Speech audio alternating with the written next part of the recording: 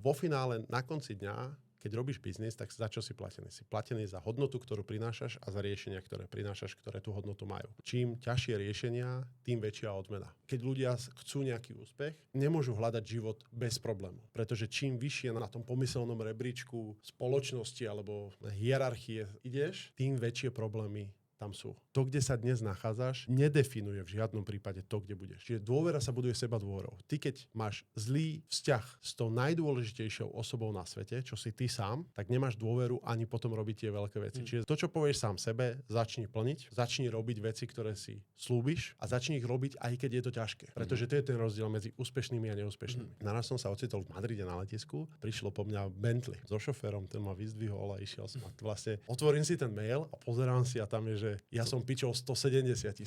Tam sa mi zmenil život. Dámy a pánové, vítáme vás u dalšího dílu našeho podcastu Finanční nezávislost a dneska tady máme velmi zajímavý hosta, kterým je Michal Kyselica. Ahojte, ďakujem za pozvanie. Ahoj Mišo. My moc děkujeme, že jsi přijal pozvání. Nebylo to jednoduchý se domluvit, přijel jsi až z dalekého Slovenska, když to tak řekne.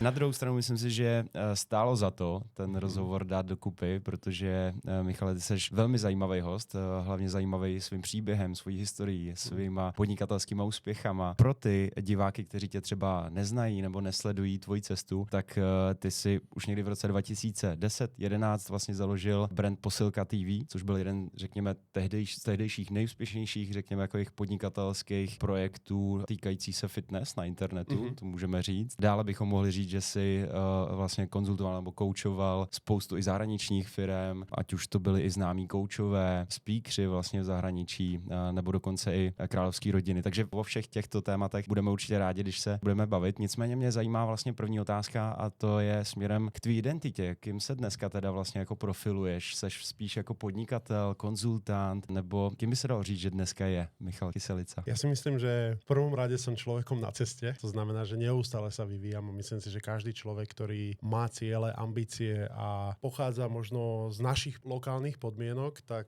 sa neustále musí vyvíjať, aby objavoval svet, aby si plnil nejaké ciele a vlastne tým, ako si tie ciele plní, tak sa mu znova otvárajú tie nožnice tých možností a zistí, že OK, možno som si myslel, že toto je maximum a potom zistí, že to maximum vlastne neexistuje a stále to vieš pušovať. Ako si spomínal ty, tak ja som vlastne ešte na strednej škole založil portál posilka.tv a to z dvoch dôvodov. Prvý, mňa veľmi fascinovali sociálne siete, to znamená YouTube a Facebook v tom čase a dalo sa v tom čase veľmi rýchlo vyškálovať viac menej čokoľvek. Bola to vlastne veľmi podobná doba ako dnes, iba s tým rozdielom, že ľudia tomu ešte až tak neverili a vlastne neboli v tom peniaze. To tak ako dnes, takže napriek tomu, že v tom čase už, keď nemal som ešte 18 rokov, niektoré naše videá mali cez 1 000 000 videní na YouTube, tak sme vlastne na tom nezarábali nič. Mali sme problém si nájsť sponzora a e-shop s doplnkami výživy, ktorý až tretí e-shop mi dal 150 € napríklad mesačne za to, že mu postneme 4 videá a tie 4 videá hitli každé cez 1 000 000, takže... Že v tom kontextu dnešní doby absolútne. Ako... Úplne, ale Steve Jobs má veľmi zaujímavú prednášku, keď si niekto chce vyhľadať niečo veľmi inšpiratívne, tak ja častokrát si to vyhľadávam. Je to práve Steve Jobs pre absolventom Stanfordu. Má takú prednášku, kde hovorí o tom, ako sa náš život dá spájať len spätne a nikdy nie úplne, že dopredu. A sú to presne tie body, ktoré nás profilujú. A mňa teda profilovali to, že som bol schopný pracovať so sociálnymi sieťami, aj keď tam ešte neboli peniaze. V tom čase som ich akože ani nepotreboval, aj keď jasný som mal, že si chcem kúpiť prvé auto alebo niečo. Druhá vec bolo predaj digitálnych kurzov. My sme vlastne začali predávať digitálne kurzy v roku 2011. Sme predali úplne, že prvý digitálny kurz. Dokonca v roku 2012 som robil takú jednu z najväčších kampaní na Slovensku s Patrikom Vrbovským, s Rytmusom, kde sme zhodili jednu platobnú bránu, že v istom čase sme poslali toľko mailov s platobným linkom. Bola to kampaň, ktorá vlastne viedla 4 týždne a 4. týždeň bol webinár a tam boom, link. No a vtedy nám padla platobná brána, lebo vlastne nečakali taký nápor. Takže to bolo, že veľmi zaujímavé. Ale čo sa snažím povedať je, že boli to nielen sociálne siete, boli to aj predaj digitálnych kurzov. A potom som si povedal, že vlastne tá posilka bola moje také laboratórium. Že primárne som nechcel riešiť fitness, ale primárne ma zaujímal sociálne siete a predaj digitálnych kurzov. A vtedy som si povedal, že kde by sa tá moja hodnota dala uživiť čo najlepšie a čo najviac. A bolo to práve v zahraničí a ono to prišlo tak veľmi aj organicky, pretože ja som okrem toho, že sme mali vlastný YouTube kanál, tak ja som založil ešte s jedným môjim partnerom v tom čase najväčšiu YouTube sieť v Strednej Európe. Keď sme ju zakladali, samozrejme nebola, ale tým, ako sme podpisovali nielen Rytmusa, to málo ľudí vie, že sme podpísali Rytmusa, rôznych interpretov na Slovensku, v Čechách, v zahraničí. Mali sme aj rôzne brandy, napríklad že Fan Radio a rôzne ďalšie spoločnosti. Tak my sme vlastne boli pozývaní na rôzne akcie v rámci YouTube. Vtedy to bola skupinka pár ľudí, kde keď si chcel riešiť, že copyrighty ako hudobník alebo vlastne claimovať si nejaké práva, tak my sme boli schopní to robiť. Začali sme spolupracovať aj s nejakými influencermi, s vlogermi na Slovensku, v Čechách, opäť v zahraničí. Čiže mali sme veľkú sieť, bolo to skutočne, že desiatky až stovky miliónov videní mesačne pod tou sieťou. A stalo sa to, že mňa si začali volať na rôzne keynoty a konferencie. Takže som prednášal o videomarketingu, prednášal som o tom, ako využívať sociálne siete na promo svojich značiek atď. A to viedlo k tomu, že ja keď som mal 19 rokov, tak a tú prednášku si vôbec nepamätám, som prednášal tu v Prahe. A vlastne pred Nuselským mostom, keď vchádzaš do Prahy, tak po ľavej strane je kongresové centrum, ne? Jo. A ja som, neviem, či som už mal 19, alebo som ešte nemal 19, proste bol som, že veľmi mladý a zavolali ma, že nech idem prednášať o videomarketingu. V živote som nestal na stage a odrazu tam malo byť 1500 ľudí, vieš, ale ako mladý si to nevieš úplne, že vyhodnotíš, čo to bude a nebude. Pointa je, že ja si tú prednášku absolútne vôbec nepamätám. Absolútne vôbec. Mne nešiel notebook, nešlo mi nič, bol som vo veľkom strese, nevedel, v živote som nerozprával verejne. Takže odrazu mám temno. Ja z tej prednášky si nepamätám nič. A pamätám si, že po prednáške, ten event pokračoval, ja som bol jeden z tých prvých speakerov ráno, po prednáške som si tak sadol úplne, že vonku, už mimo tú sálu a hovorím si, ty kokso, toto dopadlo strašne. Toto dopadlo strašne, že v živote už nikdy sa nikam nedostanem, lebo máš jedno zlyhanie a veľa ľudí si myslí, že jedno zlyhanie, tak v živote nikdy nič nebudem robiť. No a naraz prišiel za mnou taký pán a hovorí mi, že vy ste Michal? Ja hovorím, že áno, že a vy ste práve mali prednášku. Ja hovorím, A on, že podľa mňa bola, že super. A ja hovorím, to vážne? Vieš, a myslel som si, že si zo mňa robí srandu, že čo to je za typka, že ešte, že chudák mne nevyšla prednáška a on si ide zo mňa robiť srandu.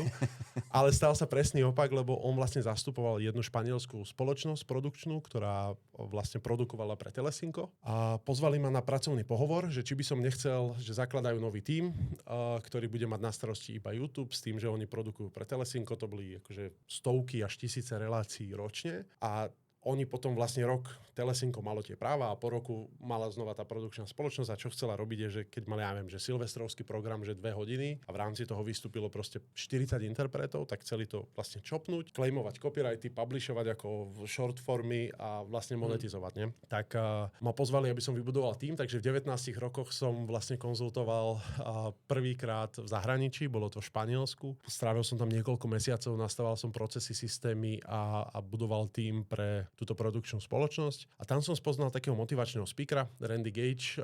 Pre veľa ľudí ho možno pozná, možno nie. Ale vlastne tak som sa dostal k nejako, že self-developmentu a robiť s rôznymi speakerami. A ten ma potom neskôr odporučil Robinovi Šarmovi. A začal som pracovať s Robinom v roku 2015 a vlastne pracoval som s ním až do roku 2026. Čiže k 1.7. tohto roku som ja podal rezignáciu a to z toho dôvodu, že sa chcem veľmi sústrediť na AI a nové technológie, pretože v tom vidím najväčšiu budúcnosť. Už vlastne aj počas posledných 2 rokov ma veľmi veľa spoločností oslovuje s tým a jednotlivcov, aby som im nastavil rôzne AI procesy, systémy a teda. Takže tá moja ambícia v tom je, že je veľmi dominantná a veľmi veľká. A paralelne s tým, ako som sedel s Robinom na borde, čiže viac ako 11 rokov som sedel na borde u Robina, bol som jeho exekutívny partner v rôznych roliach, aj jeho business partner, spolu sme mali niekoľko firiem, ktoré sme niektoré veľmi úspešne exitovali. Tak paralelne s tým som vytvoril aj platformu Learning Management System, kde vlastne popri tom, ako ja som bol s Robinom a popri tom, ako som mal ten skillset predávania digitálnych kurzov, tak sme spustili platformu, kde vlastne bežalo veľmi veľa svetových koučov, nie len Robin, ale veľmi veľa svetových koučov a takisto veľmi veľa firiem, ktorí koučovali alebo trénovali svojich zamestnancov. Túto platformu ja som v roku 2024 odpredal, keď ja som pozeral si nejaké vaše diely a každý sa tu akože hovorí, že čísla, že za koľko, čo a kde, takže si myslím, že vaši diváci sú na to zvyknutí. Ale nemôžem povedať, že koľko presne sme akému klientovi zarobili. Pointa je, že sme si brali, že percentá z nejakého obratu, boli to minoritné percentá, ale keď sa bavíme, že za tých 11 rokov, keď som robil, ja neviem, so stovkami koučov a s našou platformou a teda, ktorí využívali aj naše služby marketingové, lebo popri tom som mal aj marketingovú agentúru, tak tým, že sme v Čechách, čo mi veľmi vyhovuje, tak sme predali digitálne produkty za niekoľko miliard českých korún. korún. Keby to boli na doláre alebo na eurá, tak to miliardy určite nie sú, ale určite je to cez niekoľko 100 miliónov dolárov. To je vlastně krásná cesta. Můžeš divákům říct, kolik ti je teď let? Teraz mi je 84, pretože ten príbeh tak znie tak, ako keby som toľkoval. A aktuálne mám 33 rokov. A to je právě ono, že vlastně jsi velmi mladý. V podstatě jako v biznisovém světě se dá říct, že jsi jako na úrovni takový jako puberťáka, lehce za pubertou, ale máš za sebou neskutečný vlastně věci. Když půjdeme teda postupně, tak mě vlastně zajímá, když to vezmeme postupně ten příběh teda, tak ty si v 18 vlastně letech založil posilku. To znamená, začal si teprve poznávat, jsou sociální sítě a tak dále, ale za rok už si vlastně jako byl ve Španělsku a už si vlastně stavěl tým a to je vlastně obrovský progres. A mě právě zajímá teda za prvý, jako, co jsi měl v hlavě, že jsi si věřil, že to v těch 19 letech zvládneš, odcestovat do cizí země, stavět tam nějaký tým, byť si to vlastně do teďka nedělal. Jo, že spoustu zase lidí, co nás třeba může sledovat, jsou mladí lidi a nemají třeba mají ten strach tyhle ty kroky udělat, když nějaká nabídka přijde a byl si jako yes man. Tak co tě k tomu vedlo? Pozri, ty keď v živote chceš dosiahnuť veľké veci, o ktorých snívaš, tak je veľká pravdepodobnosť, že pokiaľ ten sen skutočne stojí za to, tak si to v živote neurobil. Pretože keby si to urobil, nebol by to sen, bola by to tvoja súčasná realita. Čiže keď niečo chceš dosiahnuť, čo je out of alebo mimo tvojej reality, mimo tvojho okolia a reality tvojho okolia takisto, tak v určitom momente budeš mať možnosť povedať áno alebo nie na príležitosť, ktorá sa pred tebou objaví. A ty musíš byť pripravený na tú príležitosť. To znamená, že častokrát tie príležitosti chodia okolo nás, ale my z nejakého dôvodu nepovieme áno, pretože si myslíme, že nie sme pripravení. Ak začneš robiť veci skôr, ako tá príležitosť príde a robíš ich každý deň a robíš ich na maximum, tak si myslím, že by si do tej príležitosti mal vždy ísť, pretože čo najhoršie sa môže stať. Vieš, čo najhoršie sa môže stať? Vyhodia ma v 19 v Španielsku? OK, tak by ma vyhodili. Takisto ako tá prednáška, čo najhoršie sa môže stať, dopadne zle. Podľa mňa ja si ju nepamätám, čiže neviem, možno aj dopadla, ale akože viedla k nejakému úspechu. Čiže keď ideš tomu šťastiu naproti, ty sa nestávaš šťastným, ty si vytváraš šťastie. A preto hovorím o tom Steveovi Jobsovi, lebo sú to tie body, ktoré ty vieš spájať iba spätne. A ono to teraz vyzerá, že strašne cool. Vieš, že videl som budúcnosť v sociálnych sieťach a predaj digitálnych produktov skôr ako gro ľudí u nás alebo v zahraničí. Opak je pravdou. To, čo sa dialo, je, že ono to spätne vyzerá takto. V čase, keď sa to dialo, my keď sme spustili posilku, tak ja som mal veľký problém dokonca hľadať trénera, ktorý by vôbec na tie videá chceli ísť. Všetci nejakí veľkí tréneri mi povedali, že kokos, tak to ja tam nejdem, vieš. Potom som mal jedného trénera, s ktorým som robil. Dneska je to vlastne úplne bežný, že jo? Dneska každý chce natáčať reelska, aby byl vidět, měl klienty. No vieš, ale mal som jedného trénera, ktorého som namotal, že tak poďme to urobiť, že bude to super. A čo sa stalo je, že ten tréner, my sme stále tam, ten môj mindset, keď som bol mladý, bol veľmi dlhodobý. To znamená, že ja som už možno po roku fungovania toho portálu si mohol kúpiť nejaké jazdené auto a vieš, ako každý mladý, v tom čase to bol Golf, ten ešte starý hranatý, akože v mojom veku každý chcel, že Golfa. To bolo proste auto, že keď máš Golfa, si frajer. Ja som chcel tiež Golfa a keď som aj na ňo mal peniaze, tak som to radšej reinvestoval do toho biznisu alebo do nejakého mentoringu alebo do niečoho, aby som sa vzdelával, pretože som videl v to, že poďme to pušnúť, kde nás to pustí, lebo predtým tam nikto nebol, takže si nemal nejaké referenčné číslo, že ja neviem, teraz sme urobili lounge a teraz je to dobrý lounge alebo zlý lounge. Jediný, s kým sa porovnávaš, si ty sám nemal si nejaký mastermind, že poďte sa stretnúť a ten ti povie, brácho, my robíme toľko to mesačne a ty si povieš, fúha, tak to ja som úplne za opicami, že čo robíš, vieš? Vôbec toto nebolo, čiže to referenčné číslo nebolo. A my keď sme to spustili, tak preto hovorím, že opak je pravdou, lebo mne deň pred natáčaním s Rytmusom ten tréner povedal, že on nemôže ísť do videa z osobných dôvodov a z rešpektu k nemu to nebudem zdieľať, ale z osobných dôvodov. Keď som si povedal, tak koho tam teraz dám? Všetky peniaze v tom lounge boli. Všetky peniaze, ktoré som mal, som zaplatil za kameramanov, za Rytmus a nemal som dať koho. Tak som išiel ja, lebo už popri tom som cvičil, akože vieš, že z voľnočasových aktivít, tak som išiel ja do videa prvýkrát vlastne a bola to najväčšia kampaň. Potom sa to akože sprofanovalo, že vlastne som tréner, pritom som tréner není. Ale čo chcem povedať je, že v tom čase dokonca aj digitálne produkty boli vnímané veľmi negatívne. Tá konotácia bola negatívna u nás. To sa bavíme, že ľudia boli skeptickí voči e-shopom. Ľudia ešte bavíme sa 15 rokov dozadu takmer, tak tí ľudia boli skeptickí voči e-shopom, že oni si povedali, čo keď mi to náhodou nepríde, aj keď si kúpali fyzický produkt a teraz si predstav digitálny produkt, tak oni si povedali, prečo by som si mal platiť za nejaký prístup k videám, alebo prečo by som si mal platiť za nejaké PDF-ko, vlastne, že kde je tam tá hodnota. Dneska to vnímanie hodnoty je úplne iné. Dneska vnímanie aj influencera alebo čísiel je úplne iné. Čiže tá doba sa veľmi výrazne vyvinula a ja v čase, keď som s tým začínal, tak vlastne to ohodnotenie neprišlo vôbec. Ono paradoxne prišlo až o niekoľko rokov neskôr, kedy odrazu ja som bol, tým, že som stále reinvestoval, tým, že som stále chodil na mastermindy, tak akože ten knowledge bol veľmi veľký a tí ľudia so mnou chceli pracovať a bolo to akože to zadozučinenie prišlo až o niekoľko rokov neskôr, aj to veľmi veľkou náhodou prišlo. Bylo pro tebe třeba i cesta do toho Španělska a tak dále, byl pro tebe hnací motor peníze, nebo to bylo něco jiného? Nikdy nie peniaze. Nikdy neboli peniaze. Peniaze boli veľmi dôležitý hnací motor, ale nie primárny hnací motor. Ten primárny hnací motor bol... Ja pochádzam z rodiny, kde my sme veľa necestovali. Ja som za moje detstvo bol možno párkrát v Chorvátsku a dvakrát v Holandsku. Potom, keď som 15 išiel do Anglicka hrávať futbal a potom sme akože medzi tých 15 a 18 rokom sme boli na nejakej dovolenke alebo niečo, ale vlastne do mojich 15 rokov som bol párkrát v Chorvátsku pri mori a párkrát v Holandsku. Čiže sme necestovali. Ja som nevidel svet, alebo nemal som pojem o svete, ale miloval som filmy. Takže som sa vždy pozeral na filmy, že wow, v Amerike sa takto žije. Toto je možné, toto je možné. A veľmi ma ovplyvnil film Wall Street s Michaelom Douglasom a Charliem Sheenom 1987. Podľa mňa najlepší film všetkých čias. Michael Douglas tam hrá Gordona Gecka a vlastne Charlie Sheen ho approachoval, neviem, či ste videli ten film, ale ako point, určite si ho pozrite. Každý, ak kto pozerá tento seriál, to je normálne, že OG filmov, vážne. A kde je veľmi veľa vecí, ale tá jedna vec je persistencia, alebo persistence po anglicky, konzistentnosť Charlieho Sheena, ktorý tam hrá, chlapca sa volá, že Bud Fox a asi podľa toho, ako to hovorím, môžete povedať, že som ten film videl aspoň 100-krát. Ale pointa je, že on Gordonovi Geckovi píše x dní v rade. X dní v rade mu píše, x dní v rade mu volá, až naraz si ho nájde ako svojho mentora a vlastne Gordon Gekko, Michael Douglas a Charlie muž z Charlieho Sheena spraví svojho mentyho. Že to je podľa mňa tá vec, že ty, čo si veľmi málo ľudí uvedomuje, že ty môžeš nadobudnúť informácie, životné skúsenosti, životné rozhodnutia a kontakty jedným človekom. Ty keď sa napojíš na správneho človeka a prinesieš jemu hodnotu a není ten tvoj primárny zámer podľa mňa peniaze, ale to, že si mladý a vlastne peniaze je ich nekonečné množstvo, takže ty keď si ich na pár rokov oželieš iba za to, že máš akože univerzitu života, tak je to asi to najlepšie, čo sa môže stať. Čiže u mňa to bolo vždy... Spíš tá knowledge, ako naučiť si tie veci. Presne. Knowledge a vzťah. Čiže budovať ten vzťah, ktorý tam môže byť a vlastne na to, aby si sa tam udržal tak, či tak musíš byť dobrý, vieš.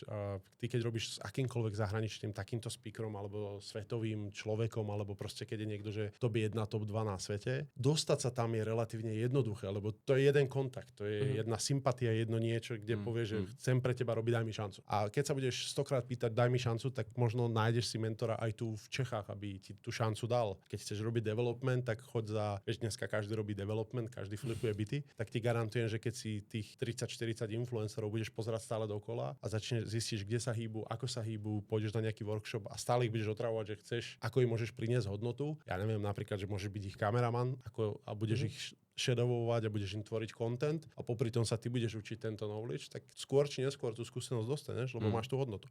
Ale dostať sa tam je veľmi jednoduché v kontexte udržania sa tam, pretože potom už začnú prísť výsledky, začne prísť konkurencia a čím lepší si, ako myslím ten klient alebo tá značka, tak tým viac ľudí ako si ty tam je, ktorí sa tam chcú dostať, alebo firiem, ktoré dokážu tú hodnotu priniesť. Čiže to udržanie sa je skutočne ten kľúč. Čiže bol to vzťah, bol to mentoring. Preto spomínam Buda Foxa, preto spomínam Wall Street, pretože to najvzácnejšie, čo môžeš urobiť v živote, je urýchliť si tú cestu. A tú cestu si urýchliš tak, nie že budeš skemovať alebo niečo, ale tu jediná skratka, ktorá k úspechu podľa mňa existuje, práve nájsť si dobrého mentora a niekedy aj naslepo robiť veci, ktoré robia oni, bez toho, aby si im chápal, lebo možno veľa tých vecí im nechápeš, ale začneš ich robiť a odrazu to začne prinášať výsledky. Byl to v podstatě i teda ten sport, ten fotbal vlastně, který tě jako ovlivnil vůči těm ambicím, vůči tomu, že ti dal nějakou cílevědomost a když si začal zjišťovat, že ta profi kariéra v tom fotbale možná nebude ta tvoje kariéra, tak si to snažil najít třeba v tom podnikání nebo někde jinde? K tomu sa viaže taký príbeh, že ja keď som mal 15, tak ja som hrával za Akadémiu Sparty Praha futbal a vlastne veľa z mojich spoluhráčov boli a sú dodnes reprezentanti, sú veľmi známi a teda. Kdo třeba? Napríklad Stanislav Lobotka, jeden z našich najlepších futbalistov. Paťo Hrošovský, určite poznáte. Viktor Kapazeň. No jasné, čiže my sme spolu hrávali x rokov v jednej kabine.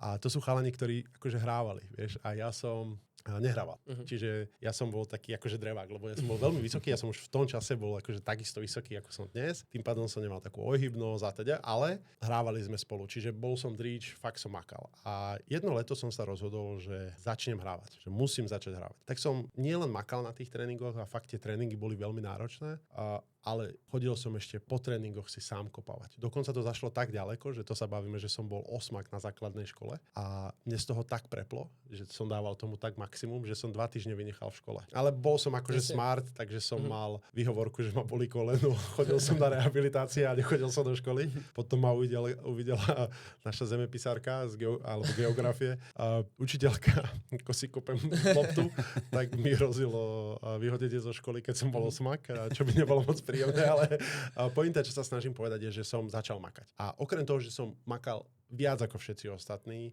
tak som aj veľmi vizualizoval. V tom čase som si prečítal knižku o vizualizácii a povedal som si, že musím si dať nejaký veľký cieľ. A dal som si cieľ, že pôjdem hravať do Anglicka. A keď som si pozrel tú tabuľku Premier League v tom čase, tak som si povedal, že dobré, Arsenal, Liverpool, Manchester United, to asi nie, lebo nehrávam ani tu.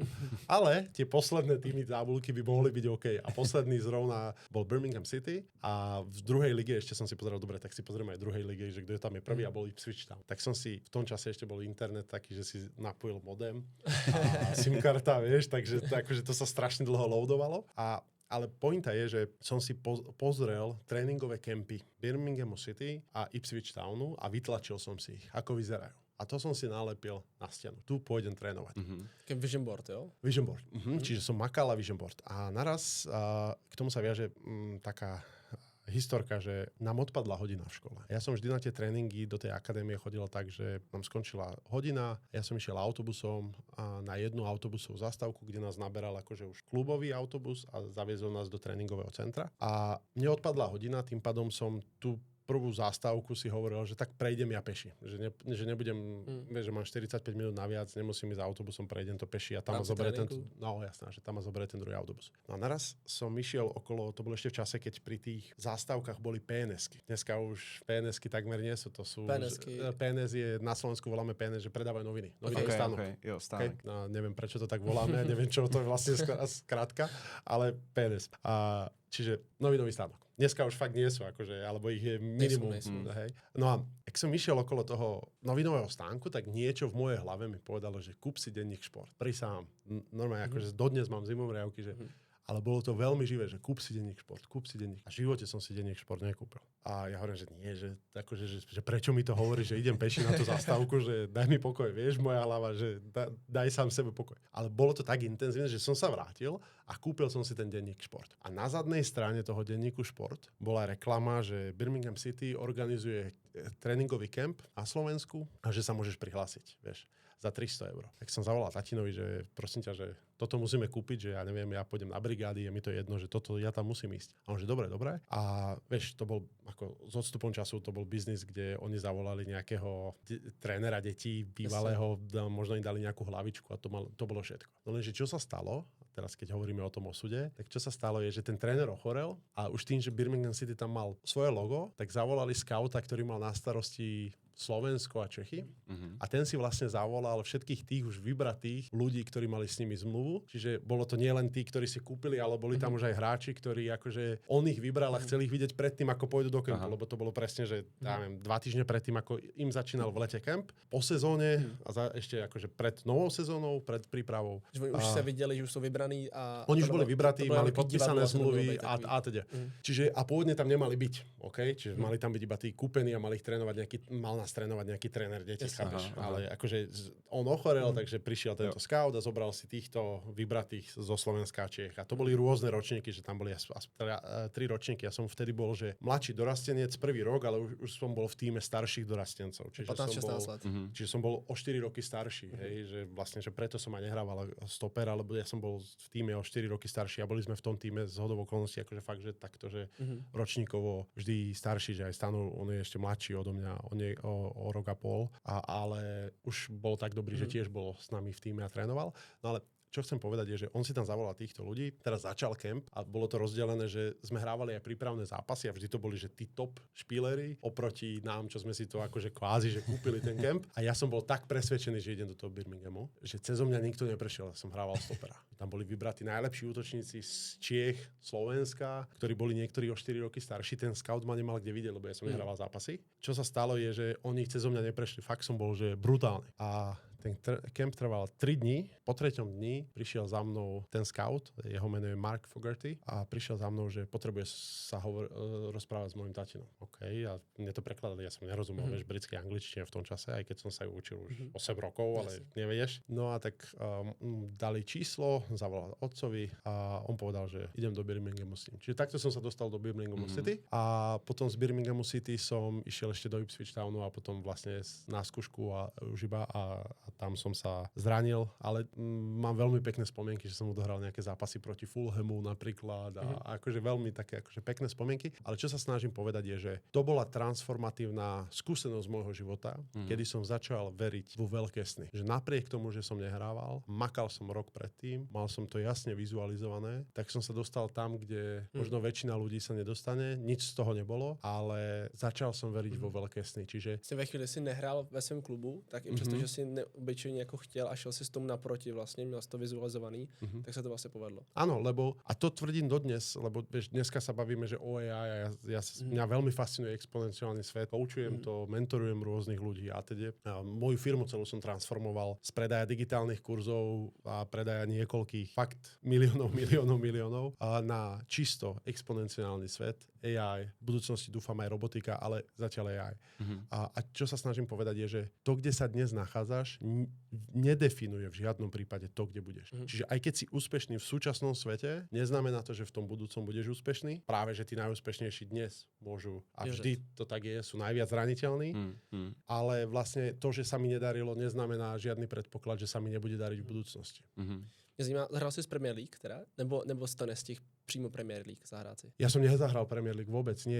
Ja som išiel vlastne do juniorských tímov, ale čo sa mi podarilo je, že vlastne ja som tie prípravné zápasy, ty keď tam si, tak môžeš hrávať za U23, čo je vlastne Bčko. Tam oni nemajú Bčka, čiže majú U23. Takže som jeden zápas odohral za U23, kde vlastne vždy ti prídu nejakí hráči z Premier League. Takže ja som vo veľmi mladom veku nastúpil na pár minút proti pár hráčom Premier League. A potom jsem ukončil kariéru, takže... A to mě právě zajímá, protože zase znám i z vlastního biznesu, že spoustu lidí dělá nějaký sport, nějaký vrcholový úrovni a kolem toho dorostu se to často láme, jo? A je to přesně o tom, že si potřeba na ty růžový brejle, jestli ten sport mě dokáže fakt uživit na celý život, jestli ta kariéra teda tam je nebo není. A vidím často ten vzorec, že ty lidi se to snaží na sílu jako táhnout, i když už to jako nevypadá, že to má vyjít a třeba přesně jsou šikovní na něco jiného. Co byl ten důvod, že jsi sám řekl, že jsi byl dál než mnohem jiných třeba lidí a už měl si blízko tu Premier League, třeba anglickou ligu, už tam jako vlastně minimálně byl a mohl si říct, hele, minimálně jako na tu českou ligu to třeba v lepším týmu bude a podobně, že jsi i tak řekl, hele, nejdu jinou cestou. Vieš čo, ja som si natrhol zadný stehný sval, to ma odradilo na niekoľko mesiacov a potom som začal mať veľmi veľké problémy kvôli mojej výške a malej svalovej hmote s bolestiami chrbta a začalo ma ešte boleť koleno. Dokonca mi zistili nejakú genetickú predispozíciu, že tam mám niečo s kolenom. Takže ja som veľmi veľa potom ako keby, že marodoval, že som bol veľmi často na rehabkách. Takže potom som z Anglicka odišiel, ale šiel som práve sem do Čiech. Takže ja som rok ešte hrával v Čechách a dokonca som hrával v najkrajšom meste na svete, v Moste. Takže som rok študoval v Moste aj na Gimply, na Podkrušnohorskom gymnáziu. Tam už som nehrával veľa, lebo som bol často zranený a teda. A cítil som, že na tie Čechy napríklad by som mal, ale povedal som si, že už teraz viem, že nebudem môcť hrať na maximum môjho potenciálu, tak prečo to ešte síliť ďalších 5 rokov, keď sa na to môžem teraz vykašľať a dať fokus tomu, čo môže ísť. A nejakým spôsobom ja počas celého toho obdobia mňa fascinovali dve veci. Trading, presne podľa Wall Streetu, lebo ten film som prvýkrát videl, keď som mal asi 14 rokov, takže mi to zmenilo úplne, že pohľad na svet. A druhá vec bol marketing, takže ja som veľmi študoval marketing, chcel som ho nejako implementovať. Tým, že som bol tak mladý, že ma nikto nezamestnal a nemal som žiadne skúsenosti a nikto ťa nechcel zamestnať, tak som si to vytvoril sám. Vlastné laboratórium, vlastnú firmu marketingovú a začal som tak s marketingom. A to mě právě zajímá, když jsi byl v tom Španělsku, Španělsku. Jaká byla vlastně ta cesta k tomu Robinovi Sharmovi? Protože spoustu lidí ho asi nebude znát, tak klidně ho trochu představ, kdo to vlastně je a jak se k němu vlastně dostal. Robin Sharma je autorom asi 15 kníh, tie najznámejšie sú Mních, ktorý predal svoje Ferrari a The 5am Club. Za svoju kariéru predal viac ako 25 miliónov kusov kníh. Je jeden z top 5 svetových mentorov na leadership a osobné vodcovstvo alebo personal mastery po anglicky, keď si to povieme. Koučuje a prednáša pred rôznymi Fortune 100 spoločnosťami, vrátane Nike, NASA, Apple a zároveň koučuje one-on-one ako mentor tých najbohatších ľudí sveta a rôzne športové legendy a teda. A ja som mal to šťastie s ním teda pracovať viac ako dekádu a byť v tých miestnostiach a koučovať spolu s ním tieto Fortune 100 spoločnosti. Kráľovské rodiny vlastne, že? Týchto najbohatších ľudí, kráľovské rodiny, presne tak. Takže to, ako som sa tam dostal, je veľmi zaujímavé. Mne sa v živote dejú také akože zaujímavé veci, ktoré... Asi na náhodu. Niekedy musíš tej náhode ísť naproti, podľa mňa. A musíš hlavne byť troška yes-man. Čiže asi to je tá otázka. Čiže ja keď som v 19 prišiel, tak majiteľ tej produkčnej spoločnosti mal niekoľko biznisov. A to bol prvý taký eye-opening moment, že ja som tam išiel ako konzultant v 19 rokoch. Prvá moja konzultácia v živote som nekonzultoval, ale prečítal som si o tom knihy. Consulting Bible bola kniha, ktorú som normálne, že keď som vedel, že tam mám ísť, tak ja som začal študovať Consulting Bible. Asi mesiac som študoval Consulting Bible. A naraz som sa ocitol v Madride na letisku. Prišlo po mňa Bentley a Mulsanne. Také pekné Bentley ako Rolls-Royce. So šoférom, ten ma vyzdvihol a išiel som. Vlastne on ma 3 mesiace vozil tým, že ja som nemal žiadne auto tam, tak som mal normálne k dispozícii šoféra, ktorý ma vozil z domu do kancelárii, kde som riadil ten tým. Tým, že vlastne ten majiteľ bol priamo zainvolvovaný a toto bola jeho nová divízia a bola pre ňo veľmi dôležitá, lebo v nej videl budúcnosť, tak som dostával akože že world class treatment. Takže v 19 ve 20 letech si jezdil 19. Iba 19, ja som tam nebol do 20, tam som bol iba niekoľko mesiacov, ale akože hej, Bentley Mulsanne a žil som v jeho záhradnom dome, sa tak dá nazvať. To bol obrovský komplex víl, kde vlastne žili všetci jeho riaditelia všetkých firiem. A dokonca v tej dobe, keď som mal 19, a som mal na dome služku. Takže služku a kuchára, čiže som mal normálne room service, že som zavolal. Typický záhradní dům. Presne. A tam bol aj výťah. Takže tak si taký záhradný dom, že vlastne, že to úplne, že psychodom. No a ja som si vedel cez telefón objednať a dodnes to viem, dodnes si to pamätám, lebo ja som sa tak hambil, stydel, že som si nechcel objednať nič iné. Tak som si objednával a to som sa naučil, že por favor, pollo con patatas al horno para mí. To je kuracie s grillovanými zemiakmi.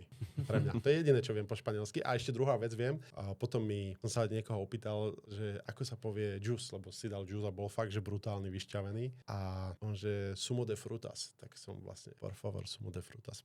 To som si objednával ráno a potom na obed a na večeru som si objednával to, keď som bol v dole. Ale, čiže sa mi dejú tieto veci a dejú sa mi asi preto, lebo si idem za tým a to je ako, že teraz sa bavíme o highlightoch, ale samozrejme s tým súvisí veľmi veľa vecí, kedy ťa ľudia okradnú, nevyplatia, že akože aj tieto veci mám, môžeme ich kľudne rozobrať, keď sa chceme baviť o viac depresívne ako inšpiratívne.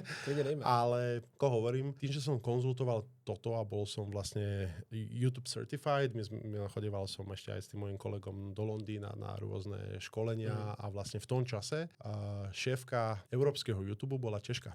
Okay. Takže ona nás mala veľmi rada, tým, že sme Slováci a boli sme tam asi, že to bolo fakt, že tým pár ľudí a YouTube v tom čase ešte nebol až taký veľký, ako je dnes, tak ona nám dávala vlastne prednostne, že poďte sem, poďte tam a teda. Čiže sme chodili a tak som sa dostal vlastne k Randymu Gageovi, ako som už spomínal, a on ma vlastne Robinovi odporučil. Takže Robin si pamätám, že to bolo tak, že on potreboval a proste, či mu viem pomôcť s digitálnym marketingom. Viem. A on, že zajtra ráno odlietam do Kanady, teraz som v Ríme, ale zajtra ráno odlietam, to mi normálne prišiel mail, ja som bol u nás doma na Slovensku a o 9. večer mi prišiel mail. Zajtra ráno o 7.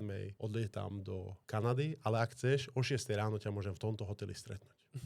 Tak ja hovorím, to je šanca ako hovado, vieš, že proste, že stretnú takého človeka, aj keby z toho nič nebolo, už len to, že akože si s ním môžem dať kávu, že v 21 rokoch sa s ním ideš stretnúť, takže že tak idem sa s ním stretnúť. Že si letel do Říma? To je práve to. Ani jeden let nebol. Už bolo tak neskoro a tak skoro, že vlastne neboli lety. Tak som si pozrel, že ako ďaleko Rím je a ono to je nejakých 13 hodín autom, takže som povedal, že keď pôjdem trošku rýchlejšie, tak by som to teoreticky mohol stihnúť. A som to stihol. Že si sednul do auta na Slovensku a jel si třeba tak, ako som bol oblečený, som si sadol do auta a išiel som do Ríma.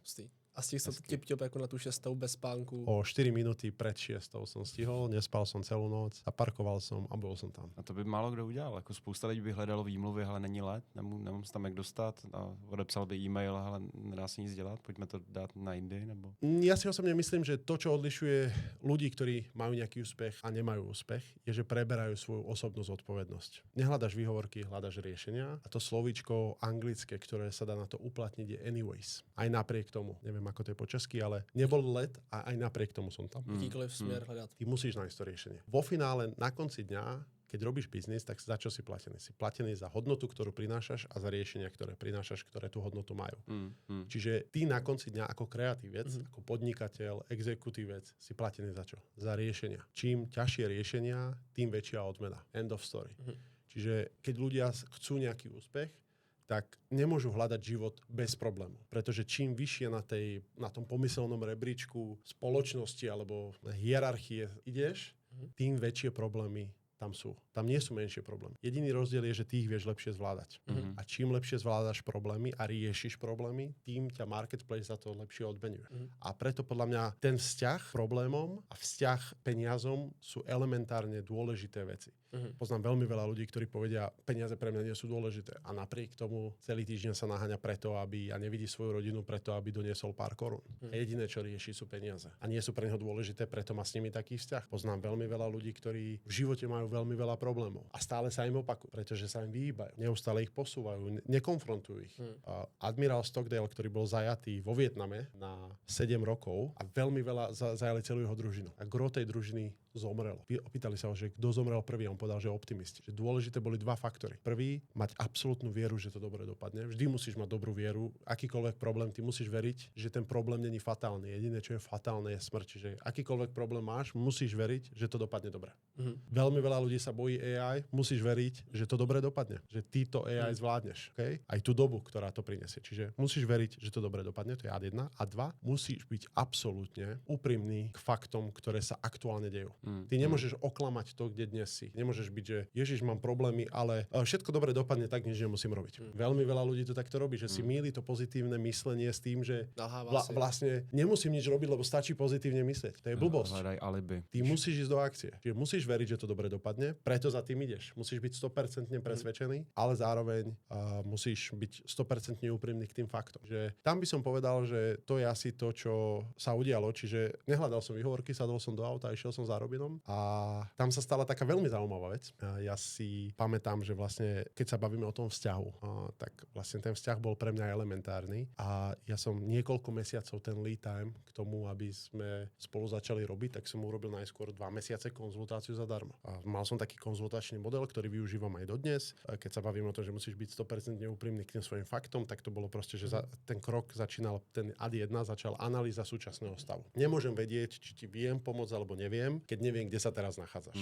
A čo máš vlastne k dispozícii. Veľmi jednoducho. Keby si bol tréner futbalového tímu, tiež si musíš povedať, OK, ukáž mi, aký tím máš, a kto je zranený, kto není zranený, a kto vie hrať futbal a koho potrebujeme nakúpiť. Čiže nemôžeš bez toho povedať, OK, viem ti vyhrať ligu alebo neviem vyhrať ligu, keď nevidíš, koho máš v tíme. Čiže analýza súčasného stavu. A ja som už v minulosti, predtým, keď som konzultoval či už v Španielsku, potom som konzultoval ešte v Austrálii a nejaké spoločnosti v Londýne, tak som už za tú analýzu súčasného stavu účtoval. Ale Robinovi som si povedal, že to je pre mňa veľmi dôležitý klient, tak mu to urobím zadarmo. Čiže som na svoje náklady letel prvýkrát do Toronta, strávil som s jeho tímom mesiac v Toronte, kde som konzultoval celý jeho tím, vlastne už som akože nastavoval, riešil som, dali mi prístup. Zdarma, jo? Jo, dostal som prístup k dátam, dostal som vlastne prístup ku všetkému a na základe toho som vypracoval analýzu, kde sú dobrí, kde sú zlí, na čo by sa mali zamerať, čo je môj návrh nového riešenia, koľko za to nové riešenie. Čiže takto nejakým spôsobom som ich získal. A keď hovorím, že tam je taký ten funny story a hovoríme, že ide šťastiu naproti, tak toto všetko tomu predchádzalo. Ja som bol vlastne nielen mesiac v Kanade, ale potom som bol ešte druhýkrát v Kanade na kratšiu dobu. Znova ešte akože prezentovať vlastne.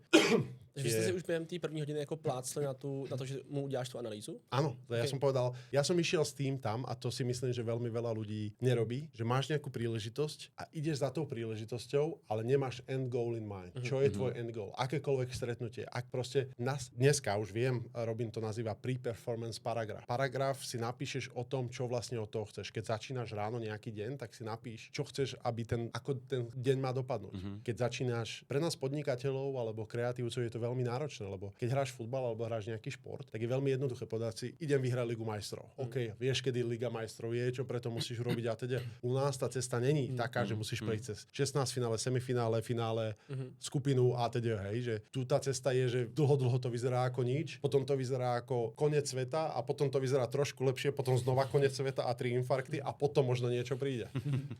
Vieš, že akože u nás to vyzerá takto. Čiže ty keď problém je, že veľa ľudí nemá stanovené, kam chce ísť. Tebe možno aj príde nejaká príležitosť, ale povieš si, že tak idem tam a čo? Tak si dáme kávu. Čiže ja som tam išiel celý čas v tom aute, ako som šoferoval tých niekoľko hodín, som premýšľal, že a vizualizoval som si to stretnutie a čo chcem, aby bol výsledok toho stretnutia. Povedal som si, že výsledok toho stretnutia, aby sa mohol stať mojím klientom, tak mu to nepredám za tú hodinu a mám iba hodinu. Takže čo môžem urobiť? Ukážem mu, že sa tam objavím, poviem mu, že čo som spravil preto, čo si myslím, že si povie, že wow, že týpek, že šoferoval, že celú noc a fakt mu na tom záleží. A A2, poviem mu, že mu spravím konzultáciu zadarmo. Že na svoje náklady budem cestovať do Toronta a spravím konzultáciu zadarmo. Čiže tam sme sa dohodli, sme si ťapli, že OK, tak mi spravíš konzultáciu zadarmo. Čiže bola to irresistible offer. A čo môžem stratiť ja? Pár tisíc eur za letenku a hotely v Kanade versus to, čo mi to môže do života priniesť ten vzťah. No a keď teda hovorím, že toto všetko tomu predchádzalo, a ja tam bolo, že týždne konzultingu, analýz, ja som sa snažil fakt v tom čase, už dneska si to dáš do Cloudu a Cloud ti urobí akože brutálne PDF-ko. V tom čase, keď si dal nejaké brandové PDF-ko, tak vieš, akože všetci si povedali, že wow, že týpek x hodín nad tým dáva dokupy PDF-ko.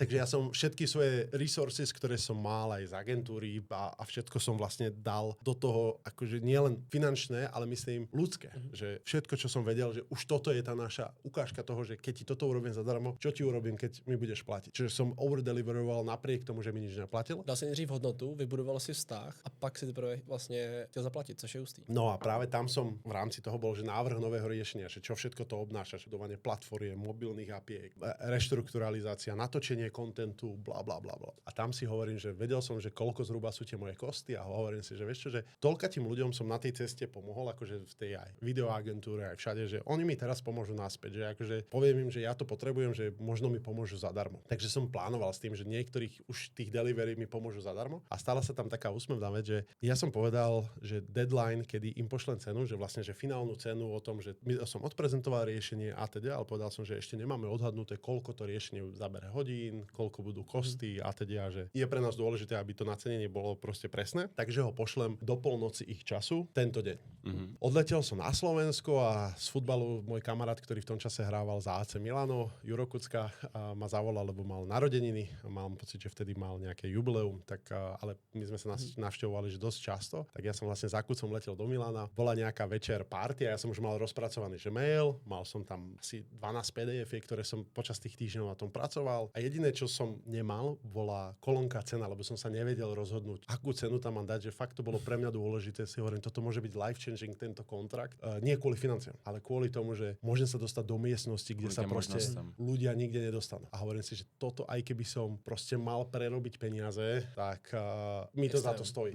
A už v tom čase, to sa bavíme, že rok nejaký 2015, som nacenenie toho, čo som chcel urobiť, mal niekde na úrovni 1,5 milióna českých korún, čiže zhruba nejakých 60 000 eur. Ale hovorím si, že vieš čo, že mám nejaké peniaze, niekoho uvarím na to, že nech so mnou akože ide pracovať, lebo v minulosti som im pomohol a oni zarobili peniaze, ja som si z toho nič nezobral. Si hovorím, že vieš čo, že najnižšia možná suma, fakt tak, aby som na tom neprerobil veľa, je 17 000. A nebol som si istý, že z 60 000 17. Jo, to boli kosti a ja som si povedal, že fakt toho klienta chcem získať a že proste, že čo je tá najnižšia suma, že aby to proste zobral, že to je fakt irresistible, lebo tak vieš, keď si to dáš v Amerike na cene tiež, to možno bude nejakých 60-70. Ja som v tom čase nemal kontrakt na takú sumu, že 60 000, že mal som viacero kontraktov na nejaké sumy, ale nikdy nie, že jeden, že tu je 60 000 eur, že by si vyfakturoval 60 000, takže to bola šialená suma.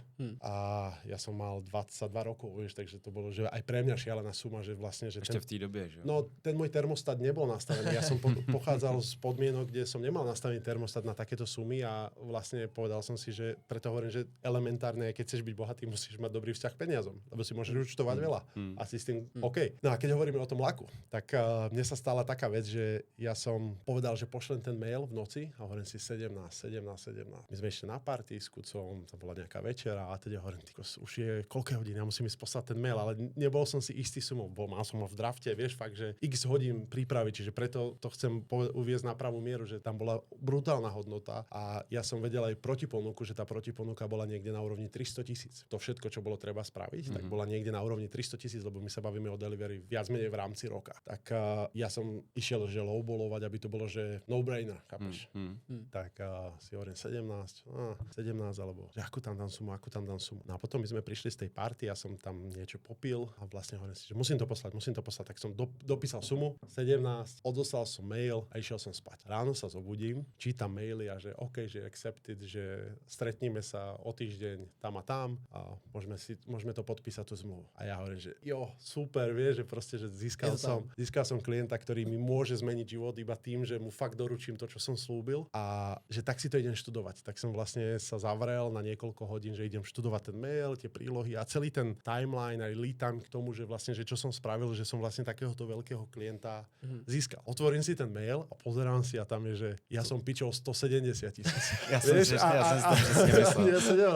Čekal som, že to přijde. A tam sa mi zmenil život. V 22 rokoch som podpísal prvý kontrakt na 170 000 eur. Samozrejme tam boli k tomu tie kosty a teda, čiže ale bol tam veľmi zaujímavý profit. Že vlastne alkohol ti pomohol napísať o nulu navíc. A šťastie mi pomohlo napísať o nulu naviac a vlastne tam sa zmenilo moje vnímanie reality toho, že keď sa staneš hodnotným pre iných a dokážeš im zarábať viac peňazí a chargeuješ si nejaké frakčne z toho, lebo čo môžeš na konci dňa, čo robíme všetci ako podnikatelia? Buď niekomu zarábame peniaze, alebo mu šetríme čas.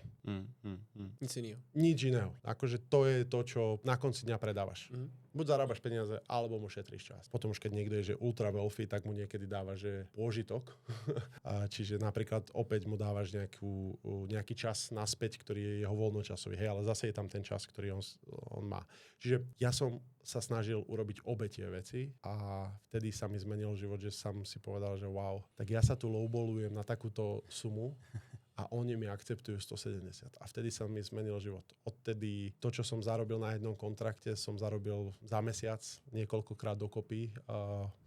Akože niekoľkokrát dokola, takže... Jsi se změnil nejenom finančně, ale i jakože jsi uvědomil tu hodnotu svojí, ne? Pravděpodobně, že najednou v tu chvíli si věděl, že reálně ta tvoje hodnota je daleko vyšší, než si do té chvíle asi myslel, pravděpodobně. Áno, tak to je ten finančný termostat. Vieš, my, kde sa narodíme, tak častokrát my sme si sami sebe najväčším limitom. Ty keby sa narodíš do ultra bohatej rodiny a vyrastáš v luxuse a proste musíš, tá tvoja hranica nuly, s ktorou ty vyrastáš a na ktorú sa ty prispôsobuješ, je niekde na úrovni, teraz si povieš, keď zarobím 2000 eur alebo 50 000 korún alebo 100 000 korún, neviem, kde to je. Povieš, OK, tak som OK, že pokryjem si aspoň nájom, hypotéku, pokryjem si nejaké essentials, ktoré životné mám a zvyšok, čo bude, to bude add-on. Pravdepodobne to, čo sa nastavíš, to aj získaš, lebo tak rozmýšľaš, tak traduješ svoj čas, tak robíš svoje aktivity, alebo nerobíš tie aktivity, podľa toho aj deleguješ. Vlastne, keď si dáš nejakú cenovku, podľa toho aj deleguješ, lebo si povieš, on chce toľko veľa peniazí, to si radšej spravím sám. A potom ti vlastne uteká tvoj čas, ktorý by si mal dávať do iných aktivít a zarábať viac peniazí. Dneska už toto vďaka exponenciálnemu svetu a technológiám, a to je to, čo robíme aj s klientami úplne ako prvú vec, že im nastavujeme akože vlastne ich druhé ja, aj ich klona, aby sme im ten čas šetrili. Kedy si to bolo dostupné len tým najbohatším ľuďom. Na začiatku cesty traduješ čas za peniaze, ako vyškrábeš nejaký pomyselný rebrík, tak traduješ peniaze za čas. Že si spätne odkupuješ čas. Kedy si to boli tisíce eur, keď si chcel kvalifikovaných ľudí a vytvoriť si tým ľudí okolo sveta, vrátane exekutívnej asistentky, vrátane ľudí, ktorí ti majú manažovať tvoj osobný, ale aj profesný život. Dneska ti na to stačí vytvoriť si pár agentov a vyškolíš ich veľmi rýchlo, lebo ty už máš dáta, máš svoje maily, máš svoje WhatsAppy, máš svoje rozhodnutia niekde zmapované, čiže my keď ich zoberieme, dokážeme vytvoriť tvojho klona, ktorý ti ušetrí dramatické množstvo času. Ale to, čo sa snažím povedať, je, že tá hodnota aj toho delegovania častokrát je v tom, že ty si povieš, že nastavíš si nejaký termostat a preto nedeleguješ alebo deleguješ. Preto možno berieš projekty alebo neberieš projekt, pretože tí najúspešnejší ľudia na svete, a to povedal Warren Buffett, hovoria častejšie nie ako áno. V určitých veciach áno, musíš skočiť, keď sa ti naskytne možnosť, ktorá si povieš, wow, toto je života meniaca možnosť, tak jej poviem áno. Čo najhoršie sa môže stať? Asymetrický risk. Riskujem relatívne málo v kontexte toho, čo môžem získať. Tak fungujú tí najúspešnejší. Asymetricky riskujú. Neriskujú X a buď X stratia, alebo zarobia 2x X. Proste asymetrický risk. Čiže riskuješ asymetricky, keď už sa naskytne možnosť, povedz áno. Asymetrickým riskom, touto kalkulačkou, vždy áno. Na začátku, že tak tam si jasmen. Ale aj postupne. Ale potom, aj na začiatku, aj postupne, ty keď máš nejako nastavený ten termostat a teraz, ja viem, máš ho nastavený na nejakú sumu, ktorú sme povedali, tak možno povieš na veci, ktoré nie sú pre teba správne a ty cítiš, že to nie je pre teba správne, povieš áno a tým si blokuješ možnosti tie ďalšie. Čiže keď sa nastavíš si termostat a staneš sa najhodnotnejšou verziou samou seba, začneš študovať viac. A ono to nie je tak ťažké, pretože dneska veľmi veľa ľudí ti začne hovoriť, že ja chcem byť world class, ale nerobia preto nič. Jediné, čo preto robia, je rozprávajú na pive, akí budú super. Tak nechod na to pivo 3 mesiace. Zavri sa doma a 3 mesiace po svojej práci študuj každý deň 6 hodín, 7 hodín, 8 hodín, maximum času, vytváraj si, začni študovať čokoľvek, čo to je a stan sa to najlepšou verziou seba a garantujem, že budeš lepší ako 95%. A keď sa toto stane, tak potom môžeš brať projekty, ktoré ťa ohodnotia. Čiže ono je to akože je to súbor informácií, musíš šťastiu naproti, ale musíš byť pripravený. A ako vzniká dôvera ísť tomu šťastiu naproti, ako vzniká dôvera povedať na nejaké možnosti, áno, vzniká seba dôverou. Ty keď sám sebe povieš, dneska keď prídem z práce, tak si budem študovať o tejto téme. Prejde prvý deň, neurobíš nič. Prejde druhý deň, znova ráno sa zobudíš, povieš si, dneska si pôjdem študovať, ale možno predtým si ešte pôjdem zabehať. Čiže pôjdem si zabehať, aby som mal energiu, že včera som neštudoval a potom si pôjdem poštudovať. Mal si náročný deň v práci, prídeš domov, povieš si, dneska som unavený, idem radšej s chlapcami na pivko, dám si radšej s nimi pivko. A zase neurobíš nič. Čiže dôvera sa buduje seba dôverou. Ty keď máš zlý vzťah s tou najdôležitejšou osobou na svete, čo si ty sám, tak nemáš dôveru ani potom robiť tie veľké veci. Čiže to, čo povieš sám sebe, začni plniť, začni robiť veci, ktoré si slúbiš a začni ich robiť, aj keď je to ťažké. Pretože to je ten rozdiel medzi úspešnými a neúspešnými. Úspešní a neúspešní nerobia tie veci, lebo teraz sa ráno zobudili a už im štebotajú vtáky a teraz oni už majú tie milióny a vlastne nemajú vôbec žiadne problémy a život je dokonalý, oni majú dokonalé zdravie. To tak není. Každý má problémy bez ohľadu na to, kde sa nachádza. Ale naučil sa, že bez ohľadu na to, aké problémy má, aj tak to urobí. Čiže aj keď máš ťažký život a chceš ho zmeniť, tak namiesto lamentovania a dávania právomoci a zodpovednosti niekomu inému, že tá práca ma tak zabíja, keby som nemal takú prácu a takého šéfa, tak ja už som dávno inde. To vydrž, preber zodpovednosť, urob to aj tak a nájdi si druhú prácu a opusti toho šéfa. Vieš? Čiže to si myslím, že je skutočne elementárne pre akýkoľvek úspech v živote. Akýkoľvek úspech v starom svete, v tom lineárnom a aj v tom budúcom exponenciálnom.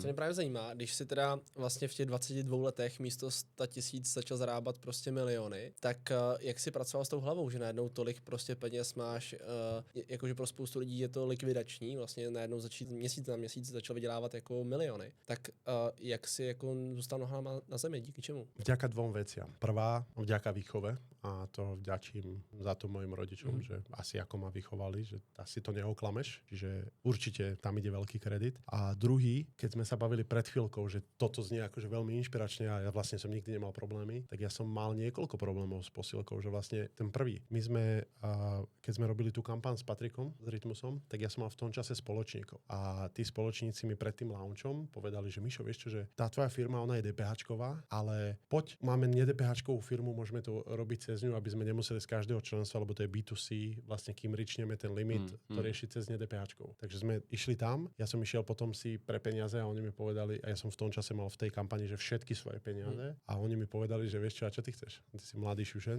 a my sme sprocesovali tie peniaze, mali sme medzi sebou zmluvu, takže necháme to tak a chod domov. Čiže namiesto toho, aby som si vyplatil svoje peniaze a ešte zisk, nemal som nič. A na tú kampaň som mal ešte affiliate partnerov, lebo som si povedal, že keď už, tak poriadne. Tak som zohnal affiliate partnerov. Čiže všetkých, koho som poznal, som do toho zakomponoval a vlastne tie peniaze tam prešli. Im affiliate komisie pípali, bolo tam, mám pocit, že 10% to bolo. Čiže my sme sprocesovali nejaké peniaze a namiesto toho, aby som si vyplatil svoje peniaze, vyplatil si zisk, som zostal visný affiliate partnerom, ktorí za mnou videli tú značku. Čiže to bol veľmi humbling experience, keď som mal 20 21 rokov, že odrazu začneš ľuďom, ktorí videli, že tie peniaze tam prešli, hovoriť, že ja tie peniaze nemám. Tak som urobil jednu vec, vrátil som sa do Bratislavy a začal som makať ešte viac a všetky peniaze som do 4 mesiacov vyplatil. Čiže to bol veľmi humbling experience, ktorý mne veľmi pomohol v tom, že si myslíš, že môžeš byť pán sveta a wow, všetci ťa tlapkajú po ramene, wow, ty si robil s Rytmusom a ty máš toto a ty máš hento. Vlastne ty si úplne že na dne a prídeš, tam boli ešte ďalšie licenčné zmluvy, ktoré ja som podpísal v Naivite, takže som prišiel aj o databázu, prišiel som o portál, jediné, čo mi zostalo, bola domena a brand, takže som začínal úplne že od nuly, takže to bol veľmi humbling experience. Tu tí spoločníci boli tu odtiaľto z Prahy, takže to, keď som tak mladý bol, tak to bol veľmi, a to bolo niekoľko rokov predtým, akože 2 roky, mám pocit, že predtým, takže to mi veľmi pomohlo v tom, že to, čo sa ti deje, sa nemusí diať vždy a vlastne žiadna porážka nie je fatálna, žiadny úspech nie je doživotný. Bude to len tak dlho trvať, pokiaľ ty budeš ochotný každý deň robiť tie veci, ktoré ťa robia tým úspešným a nebudeš sa báť riskovať, nebudeš sa báť riskovať v tom kontexte. Veľa ľudí si mýli risk s tým, že si paranoidný. Čiže napríklad dneska sa nachádzame v exponenciálnej dobe a odpúšťame lineárny svet. Doteraz sme komunikovali na úrovni človek-človek. Komunikácia vybudovala naša spoločnosť. Keď sa vrátime späť, čím boli vybudované dnešné spoločnosti a štáty? Komunikáciou. Ako sme komunikovali na úrovni človek-človek, ku koncu týchto storočí už cez zariadenia. Že tá komunikácia sa len zrýchlovala, na konci už išla cez stroj. Najskôr to bol ústne podanie, potom to bol nejaký list, potom to bol nejaký posol, ti ho doniesol na koni, potom to bol telegram, potom to bol telegraf, potom to bol e-mail, potom to bol WhatsApp a teda, že sa to len urychlovalo. Ale ten bottleneck bol čo? Už človek. Lebo človek dokáže príjmať, rozmýšľať takisto rýchlo. Už ten stroj sa zrýchlil natoľko, že už my nestačíme ten stroj. A teraz tá doba, do ktorej my dnes vstupujeme, preto hovorím exponenciálny a preto som na to napísal knihu Stávka na budúcnosť, že už komunikujeme na úrovni človek-stroj. Už nekomunikuješ so strojom, alebo vďaka stroju s človekom. Ty už komunikuješ priamo so strojom. Ten stroj vie zadať úvod konverzácie, on je ten, čo môže dať prvý point a on je ten, ktorý tú komunikáciu môže aj ukončiť. Čiže je veľmi dôležité na tento exponenciálny svet sa nastaviť. Ty sa musíš nastaviť tak, aby si prežil. A ako prežiješ v novom svete? Takže si paranoidný. Veľmi dobrá kniha, Only Paranoid Will Survive. Napísal ju Andy Grove, CEO Intelu a zakladateľ Intelu. V 1985 roku Intel bol vybudovaný, už bola veľká firma a bol vybudovaný na pamäťových čipoch. A teraz tie pamäťové čipy ich začali drtiť Japonci. Odrazu normálne Intel bol na pokraji krachu. Veľká firma na pokraji krachu. A Andy Grove ako CEO stal pri okne a pozeral sa von a hovorí, že toto môže byť koniec našej firmy. A že keby nás dneska vyhodili, vlastne board, zajtra máme stretnutie s boardom, keby nás dneska vyhodili a niekto príde po nás, čo urobí? A ten jeho kolega mu hovorí, podľa mňa by začali robiť procesory, lebo v tom je budúcnosť. Tak Andy Grove, keď sa pozeral z toho okna, videl, že majú také otáčacie dvere, ktoré idú do budovy, tak vyšli, pohovorí tomu kolegovi, poď so mnou dole. Vyšli tými dverami von a keď boli vonku, mu hovorí, a teraz sa vrátime a urobíme presne to, ako keby sme boli nový manažment.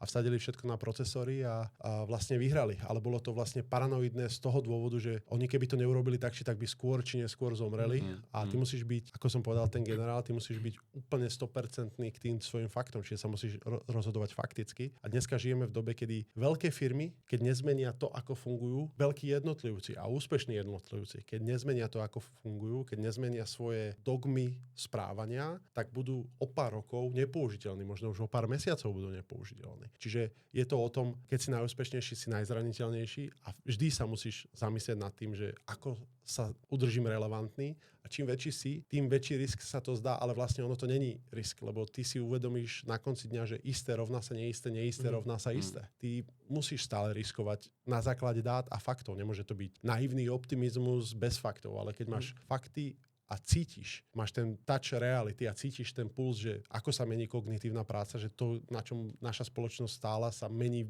dramaticky výrazne a mení sa tak rýchlo, že to nestíhaš, tak nemôžeš byť naivný, nemôžeš do toho dávať ego, že ale ja som to vybudoval takto, tak to ma tam udrží. To tak nefunguje. Čiže ty sa musíš pretransformovať, musíš zmeniť tú svoju hru, musíš ju adaptovať tak, aby si bol stále konkurencieschopný. Veľmi obdobné proste, tak ako futbalista musí adaptovať svoju hru. Keby Cristiano Ronaldo stále hral ako kedysi, tak možno dnes už góly nedáva. Čiže musíš adaptovať tú svoju hru, aby si zostal relevantný. A to je to, čomu som ja zasvetil akože svoju súčasnú kariéru. Adaptácii tohto, že sám to adaptujem do svojich firiem, sám to študujem, ale zároveň pomáham iným ľuďom, pretože vidím, že veľmi veľa ľudí len naháňa nejaký ďalší shiny toy, shiny object. Toto chcem a teraz je Claude 5, Fable 5, tak musím mať Fable 5. A nie, najskôr sa naučím používať najnovšiu verziu GPTčka, alebo ja neviem, cez API si urobím z tohto LLMka vlastný chatovací bot. Alebo teraz používam Notebook LM na research, na obrázky toto a vlastne Aspire si nejakú mozaiku a stále je to nejaký shiny object. Na konci dňa to nie je dôležité. Nevyhrá ten, ktorý vie používať AI. Vyhrá ten, ktorý sa naučí myslieť v tom exponenciálnom svete, ako nastavovať tie systémy práce, aby bol čo najefektívnejší. Pretože to, čo robíme my dnes, alebo gro firiem je len, že napájajú najviac revolučný stroj do starých systémov a potom sa divia, že nie sú viac produktívni. Ja to v knihe uvádzam, je taký paradox, volá sa, že produktívny paradox elektrifikácie. V roku 1892 Thomas Edison otvoril svoju prvú elektráreň. Bola to najväčšia revolúcia všetkých revolúcií, lebo odrazu bola elektrika. Zober si, že ľudia nemali lampy, mali olejové lampy a odrazu bola elektrika. Dovtedy všetky fabriky fungovali na párny stroj. To znamená, že tie fabriky, keď si predstavíš v tej dobe, boli úzke a veľmi vysoké. Boli také, že v pivnici bol párny stroj, z pivnice išiel hriadel kovový a z neho boli po podlažiach naťahané ďalšie kovové trubky, na ktoré boli kožené remene, ktoré poháňali tie už konkrétne mašiny v tých továrniach. Okay? Čiže bol párny stroj, oni tam prihadzovali uhlie a to poháňalo tie stroje. Preto tá továreň bola úzká a vysoká, preto stroje neboli, kde boli najviac efektívne, boli tam, kde dosiahol hriadel. A teraz, keď vznikla elektrika, vieš, čo robili tí najinteligentnejší ľudia všetkých čias, alebo tej doby, vybrali párny stroj a viac menej to, čo by urobil každý človek. Vybrali párny stroj a namiesto neho dali elektromotor. Spotrebovali menej uhlia, ale produktivita bola rovnaká, pretože implementovali novú technológiu do starého systému. Zmenilo sa to až v roku 1913, o takmer 30 rokov neskôr, kedy Henry Ford urobil pásovú výrobu, ktorú kúkal v dobytkárni a urobil to vlastne na základe toho, kde ten stroj bol najefektívnejší, nie tam, kde by sa akože mal postaviť. Takže to zmenilo dobu a to istý ten produktívny paradox elektrifikácie, to je normálne pojem, bol meraný pri osobných počítačoch a internete. A pri počítačoch dokonca merali, že ako musíš zmeniť ten systém v kontexte tej technológie a prišli na to, že najlepší pomer pri počítačoch bol 9:1. 9:1 bol ten istý pomer bol aj pri internete, že ty musíš 9 krát viac, veľké spoločnosti musia investovať do zmeny systémov, ako do technológie samotnej. A čo sa deje dnes? Máme najlepšiu technológiu, akú sme kedy mali. Máme genialitu ľudstva na dosah vo svojom vrecku a implementujeme do starých systémov. Namiesto toho, aby sme sa spýtali, že prečo ten systém existuje, im sa snažíme rozmýšľať v tom starom svete. Čiže podľa mňa vyhrá ten, kto zmení svoje systémy a bude sa správať presne tak, ako kedysi. Čiže keď bola elektrina, zmení systémy, počítače zmení systémy, internet zmení systémy a to budú tí, ktorí vyhrajú. Takže preto som ja tomu zasvetil vlastne celý môj čas už posledné 2 roky a vlastne dnes každý deň riešim nové technológie AI, iba aby som odhalil toto. Vidíme se vlastně k finishem. Mě zajímají vlastně dvě poslední otázky. A jedna z nich je, tím, že jsi byl u koučování prostě těch nejbohatších lidí na světě, nejznámějších sportovců a podobně, nebo jsi třeba sám koučoval. Co bys řekl, že ty lidi mají společného, proč jsou tam, kde jsou? Myslím si, že to sme už odpovedali. Absolútna osobná zodpovednosť, takže to iba zopakujem. Absolútna osobná zodpovednosť. Hovoria na príležitosti, ktoré dávajú zmysel, áno. Hovoria veľmi veľakrát nie, čiže ignorujú 99% šumu, ktorý im prichádza. Čím si úspešnejší, tým viac možností máš a tým je ťažšie si udržať ten fokus, čiže udržať si svoj fokus. Ono to môže potom aj nielen biznisovo, a toto troška rozviniem, môže to byť nielen biznisovo, môže to byť aj osobnej rovine. Hej, že napríklad ja, keď som mal nejaké rany v zmysle, že som vyrastal v nejakých podmienkach, kedy som si nevedel kúpiť starého Golfa, tak keď som začal zarábať skutočné peniaze, vieš, čo som si kúpil? Nie Golfa, ale kúpil som si Rolls Royce. A nekúpil som si jeden, ale niekoľko. A teraz akože je to super, je to cool auto, dobre sa ti na ňom vozí, je to akože že fakt, že fantastické auto. Mal som ho takmer 3 roky ako daily car, taký Rolls Royce Ghost, úplne, že najviac naložený, nádherné auto, ale začneš riešiť, že ti to pridáva komplexitu do života. Odrazu už nemáš slobodu, že OK, idem, obzvlášť keď si tu v Prahe, kde točíme tento podcast. Chcem ísť tam na kávu, kde zaparkujem. Akýmkoľvek autom je to problém nájsť parking a s Rollsom ešte obzvlášť, Metrový auto. lebo teraz ti obuchajú dvere, obijú ti disky, čiže výrazne devalujú negeneruješ tú hodnotu a máš zbytočný noise v hlave, ktorý ti dáva level komplexity a potom nemáš ako kreatívny človek možnosť tak veľa vytvárať. Teraz keď máš slobodu, preto tak veľa ľudí sa necháva voziť, tých bohatých. Nie kvôli tomu, že by sa im nechcelo šoferovať, ale je to zbytočná kognitívna akcia. Čiže to hovorím iba, že ignoruj 99%, ale nielen v profesnom, ale aj v osobnom živote, pretože niekedy tá komplexita ťa môže zabiť, môže ťa spomaliť. A to vidíš pri veľmi veľa úspešných ľuďoch, že odrazu zmenia svoj lifestyle do takej miery, že ich to začne obmedzovať. A keď sa toto deje, tak potom čo musíš urobiť? Musíš niekedy urobiť 2 kroky späť, aby si mohol urobiť 10 krokov dopredu. Čiže ja napríklad som predal pre toto Rolls-Royce nie kvôli financiám, ale kvôli tomu, že chcem ešte viac. Chcem mať niekoľko takých aut a chcem mať niekoľko šoférov a na to, aby som to mohol urobiť, tak musím urobiť 2 kroky dozadu, aby som mohol robiť 10 dopredu. Čiže to by bola štvrtá taká vec, ktorú títo úspešní ľudia robia. Potom, ako som už spomínal, asymetrický risk. Myslím si, že to je veľmi podceňovaná vec. Musíš riskovať relatívne málo v kontexte veľkého zisku. Na využívanie páky sú tí najbohatší ľudia, najväčší experti. Vy robíte s financiami, takže vieš, že proste páka je to, čo oddeluje častokrát úspešných od neúspešných a to, ako vieš deployovať páku na rôznych úrovniach, nielen osobnom, ale v profesnom, odlišuje tých, ktorí sú skutočne úspešní, takže asymetrický risk, využívanie páky. Třeba i ta páka vlastně, že si dělal zadarmo pro toho Robina a pak si získal práci. Tak to Presne. Čiže potenciálne malé riziko, dobre, čo stratím mesiac a pol. A už tak, či tak si ho môžem uvádzať ako klienta, lebo robil som analýzu súčasného stavu. To, že aj tak sa ťa nikto nepýta. Dobrá reference. Áno, a nikto sa ťa nepýta, že koľko si účtuješ. A tá moja skúsenosť je, že ja nikdy nehovorím, koľko kde zarobím. Dobre, tu padlo jedno číslo, ktorá bola výnimka ako skôr taká inšpiračná, ale nehovorím, kde zarobím, pretože podľa mňa existuje pravidlo, že keď povieš sumu, koľko zarobíš, tak ľudia, ktorí majú viac, sa na teba začnú pozerať z vrchu v zmysle, že Ježiš, to máš len tak málo a hovoríš sumy a ľudia, ktorí majú menej, ti začnú závidieť. Čiže moja skúsenosť je nikdy nehovoriť o číslach, nechať výsledky same hovoriť za seba. Koniec koncov, každý, keď má nejaký lifestyle, tak si akože, keď už niekto v tej lige je, tak si vie sa dovtipiť koľko, zhruba plus minus niekde musíš aspoň generovať peniazy, aby si vedel taký život dlhodobo konzistentne utiahnuť, ale preto nikdy nehovorím čísla. Tak jenom otázka byla na čísla, tak se tam je trochu jinak. Byl jsi nebo jsi v českých korunách miliardář? Nie. Ne. OK. A zajímá mě, poslední otázka ode mě. Cashovo určite nie.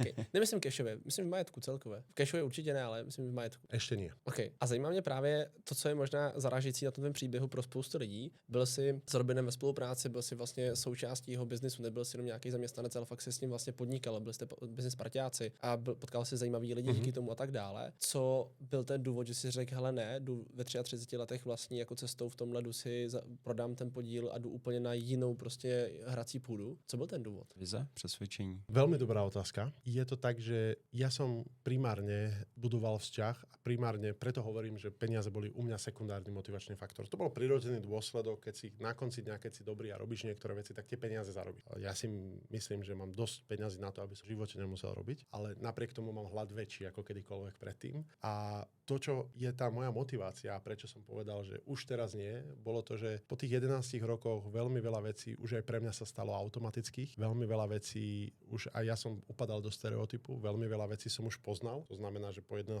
rokoch dennodennej práce, kde keď robíš 16 hodín denne, sa naučíš veľmi veľa vecí a zmení ti to úplne, že všetko. A som Robinovi, že extrémne vďačný, ale zároveň som si uvedomil, že to je jedna strana rovnice a druhá strana rovnice, že svet sa výrazne mení. Svet sa mení normálne pred našimi očami a či si to chceme priznať alebo nechceme, tak o pár rokov, možno o pár mesiacov ten svet nebude vyzerať tak, ako ho my poznáme. A to je jedno, či to je tvoja práca, či to je tvoje peniaze, či to je tvoje bývanie, či to je to, ako vytváraš hodnotu. Nič z toho, či to je to, ako cestuješ. Nič z toho nebude tak, ako to my poznáme. A keď ja sa tu zastokujem do toho, že ešte to potiahnem 3-4 roky na tejto úrovni, pravdepodobne budem mať 37-ročný týpek, ktorý už fakt nikdy nič nebude robiť, lebo už bude pre mňa tak ťažké začať, že mi uteče vlak v novom svete a čo potom začnem robiť.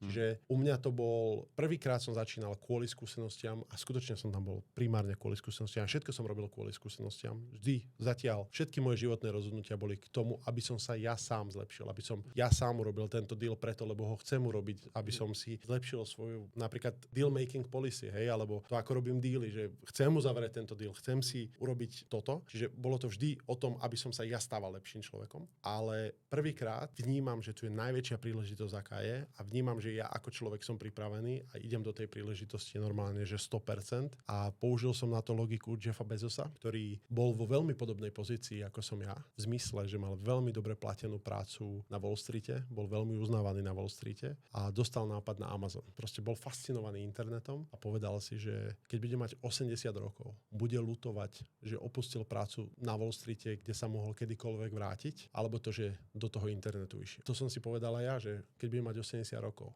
budem ľutovať to, že dneska som urobil toto rozhodnutie a sústredím sa na exponenciálnu dobu AI, alebo sa budem držať práce, do ktorej sa ja kedykoľvek môžem vrátiť. Vieš, akože ja kedykoľvek môžem sa znova vrátiť do toho rozbehnutého kolotoča. Dobre, asi to bude nejaký čas trvať, ale môžem sa tam vrátiť. Je to proste najväčšia príležitosť a či už sa chceš ochrániť a udržať si to, čo máš, alebo inak o to prídeš, alebo vyškálovať to, čo máš, pretože je to buď o to prídeš, alebo to vyškáluješ. Je to iba jedno alebo druhé. Nemyslím si, že nejaký stable existuje. A preto som sa rozhodol vlastne tak, ako som sa rozhodol. Skvělý.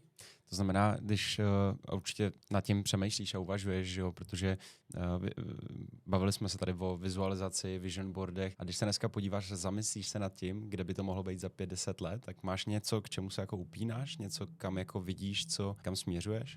A ja sa veľmi sústredím na to, ako to využívať v rámci kognitívnej práce. Akože ono sa hovorí, že je taký AI super cycle. Dneska sa nachádzame v tom treťom, že sa začnú meniť tie systémy, že prvé bola infraštruktúra, potom boli tí ľudia, ktorí začali deployovať to do systémov a teraz akože je to, že už tie systémy sa reálne menia, že vlastne uvidíme ten dopad v praxi.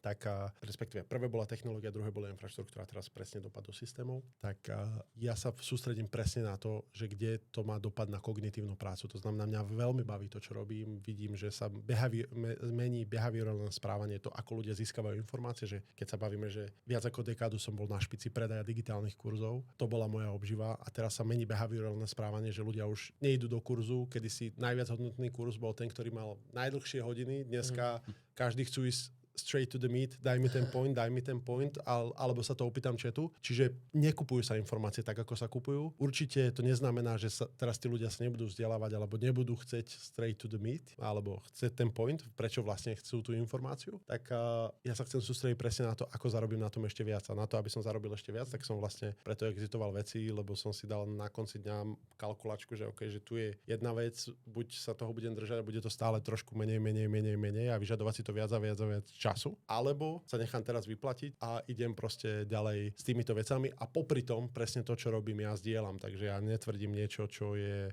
akože teória, ja to sám každý deň žijem už niekoľko rokov a hlavne možno to je aj ako keby taký wake-up call pre veľmi veľa ľudí, že ja opúšťam alebo som opustil niečo, čo zarábalo, že strašne veľa peňazí pre podľa mňa gro populácie, hej. A možno pár miliardárov ti povie, že to boli šušňa, ale inak akože veľa ľudí ti povie, že wow, že keby zarábam toľko v živote, to neopustím. Ja to opúšťam a to je ťažšie, ako keď ti niečo nefunguje. Čiže keď ti niečo nefunguje, opustiť to je relatívne jednoduché a začať znova, ale preto by som to možno dal ako wake-up call pre tých ľudí, ktorí pozerajú toto interview. Preto som tu nechcel ísť ani do toolov, lebo dneska, keď počuješ o novej dobe, každý ti povie a použij Fable 5 alebo niečo, čo je teraz aktuálne a použij kód CLI, lebo a napoj si to takto a takto. To je úplne irelevantné, pretože tá technológia sa vyvíja, čo sa nebude meniť, je to, o čom sa bavíme, že čo je za tým a to je ten systém a ten myšlienkový pochod, ako k tomu prispôsobiť veci. A buď sa budeš držať toho starého, alebo začneš nové a ten, kto začne skôr, tak ten na konci dňa bude ten víťaz, pretože podľa mňa táto vlna, ja som si to sám overil na vlne sociálnych sietí, vlne predaja digitálnych kurzov ako mladý človek, ktorý tú vlnu zachytil, ale vlastne nemal som také vedomosti, aby som z nej vedel vyťažiť, že až tak veľa, aby som teda bol už miliardár, ako si sa pýtal.